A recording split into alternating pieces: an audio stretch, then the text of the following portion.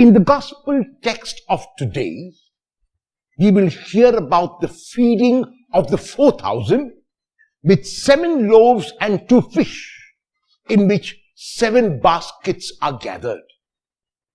It is found only in Matthew and in Mark, and is generally regarded as a Gentile feeding, as a feeding for humanity.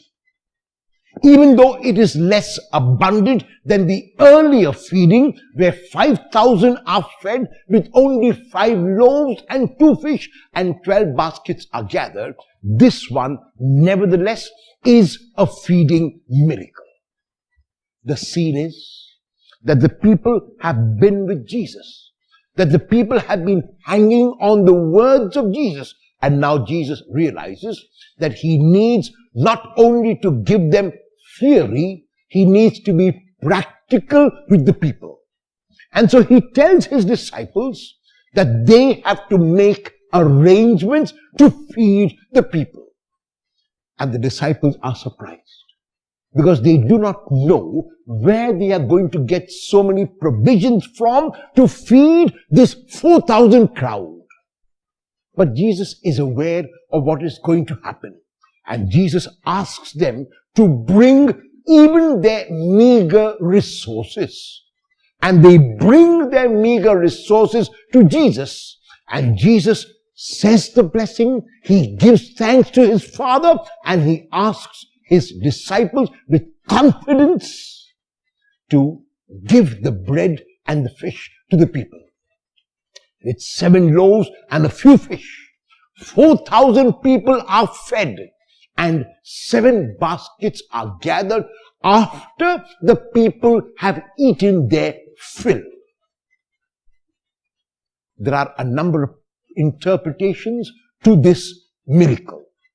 One interpretation is that this miracle really took place and that Jesus was able to do it because Jesus was God.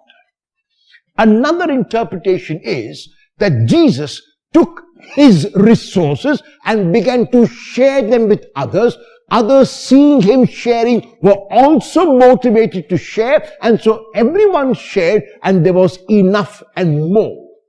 A third interpretation is that the numbers are exaggerated with regard to the number of people that may have been there. They may have been around 400 people, and they may have been about 40 or so loaves, and so the people were able to share even if they were not able to eat their fill.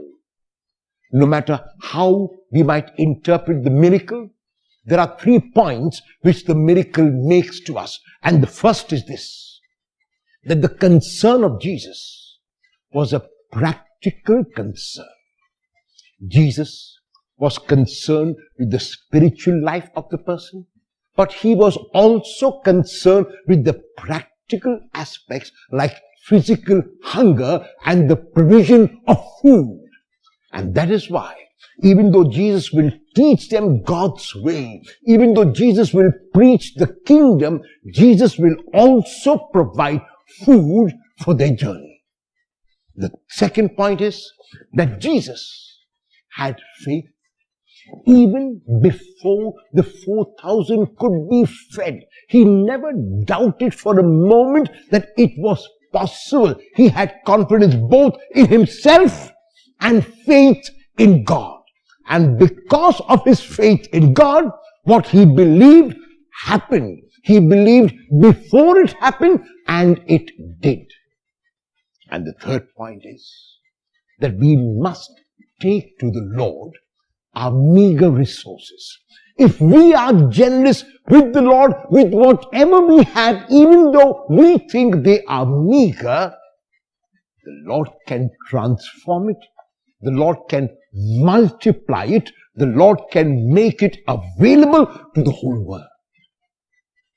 And so we ask ourselves whether our approach to life is a life of faith. Whether we believe like Jesus did, whether we have confidence in ourselves that we are able to accomplish, and faith in God that God will accomplish through us. will I take my resources, no matter how meager I might think they are, to the Lord, confident that the Lord will multiply it not only for me, but that I might share it with others.